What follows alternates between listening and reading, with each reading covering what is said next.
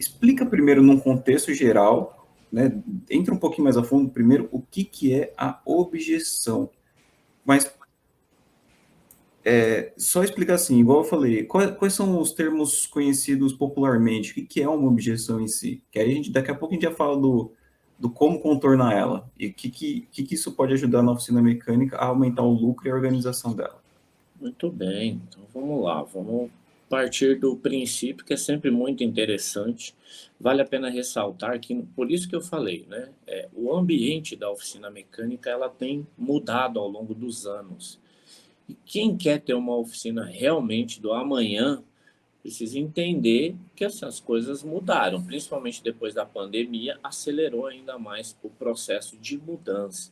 Então, novos termos têm surgido aí no meio de vários ambientes, né? Empresas. Vamos colocar a oficina como uma empresa, porque é uma empresa.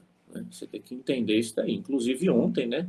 Estava até assistindo ali uma live ali na hora do almoço do amigo aí do Sandro, né? E ele estava falando justamente pontos que você vê ainda é uma luta dentro da oficina mecânica para muitos donos de oficina entender que é o seguinte: a oficina é uma empresa, somos sérios, somos dedicados, a gente tem estudado muito, mas a gente também não pode esquecer que somos vendedores, tá? Nós somos vendedores. Como assim, Eduardo? Eu sou mecânico, não sou vendedor. Não, você é vendedor sim, tá? Você é um vendedor de serviço, né, de reparos automotivos. É um vendedor. E aí, simplesmente você precisa vender o seu serviço. Quando o cliente chega lá para falar com você e que pergunta, né, a respeito de um valor de um serviço, ali a função do vendedor é passar o valor daquele serviço, né? Mas aí é aonde você faz. Você vai ser um vendedor comum ou o que eu chamo de tirador de pedido, né? Mas vamos voltar um pouco para a gente não se perder muito no meio do caminho. Vamos voltar para a questão do quê? Dos termos, né? Então a gente tem muito termo aí novo, né? Por exemplo, que vem invadindo, né? Mercado aí, por exemplo, você tem que dar um retorno, ou o cliente dá um retorno para você, né? Feedback, aí, que bonito, né, a palavra. Então, assim, isso daí, feedback, ele não é só negativo, né? Muita gente, quando fala assim, feedback, é a comida de rato. Não, não é comida de rato. Né? Outro termo aí, geralmente que surge muito em vendas, e assim, acontece muito dentro de muitas oficinas, mas não sabemos como lidar com isso. Por isso que eu comentei que existe um sistema antigo que ainda tenta durar nos dias de hoje, mas já não serve mais, tá? Então, o que que acontece? Quando o cliente, né, ele chega ali e você passa uma estimativa de valor, um orçamento para ele, e ele fala justamente isso que o William falou, que é o quê? O tá caro. Ah, não, não sei o quê. Isso daí, né, o termo ali em vendas, se chama o quê? Objeções. O que que é a objeção? É um obstáculo, né, que o cliente colocou ali para impedir que aconteça a venda. Então, assim, você vai ver atrás desse obstáculo o que é que tem que impede o cliente de fechar a venda com você, né? Sistema antigo, sistema antigo como funcionava. E eu vi isso diversas vezes onde eu trabalhei, né? Trabalhava numa oficina lá, um japonês muito antigo, tradicional.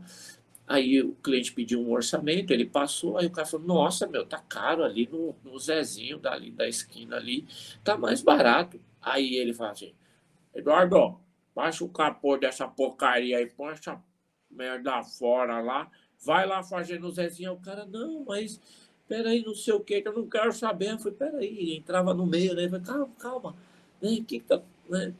Vamos ajudar. Aí pegava, negociava ali, aí o cliente, né, deixava o carro. Então isso era uma objeção. Só que a objeção para o dono da oficina, quando o cliente fala que está caro, ou quando ele viu que a peça na internet é mais barata, quando ele começa a trazer essas objeções, aciona um gatilho, né, do homem primata, né, dono de oficina lá de trás, que é como se fosse uma ofensa. E isso nada mais é do que algo mais comum que existe no ambiente de vendas, né? A informação tão demasiada que temos hoje causa no cliente, de uma certa forma, um poder que ele, com certa facilidade, ele coloca a objeção na frente. Mas você, dono de oficina, que está aí ou nos assistindo ou consumindo esse tipo de conteúdo, vocês vão entender que se você entender isso, você não vai gastar energia, você não vai ficar chateado e assim, os resultados vão ser muito melhores, certo, William? Deu para entender aí, William? Fui claro? Alto claro? Sim, senhor. Então, uma objeção é aquela barreira que ele está ali por trás, alguma coisa, só que às vezes ele não quer expor por algum motivo, e o trabalho do dono da oficina é descobrir isso, né? Cada pessoa vai ter uma reação mediante a uma situação. Como a gente falou, né, do perfil comportamental, cada pessoa tem um jeito. Por exemplo, eu, né, dominante, né? Roberta, estável, né? O estável, ele vai ter uma maneira, né, de reação quando vê um preço, né? Então, assim, tem muitas coisas aí, assim, só para entender. Cada pessoa, ele vai agir de uma forma. Se você perceber isso, você vai lá e contorna essa objeção para você atingir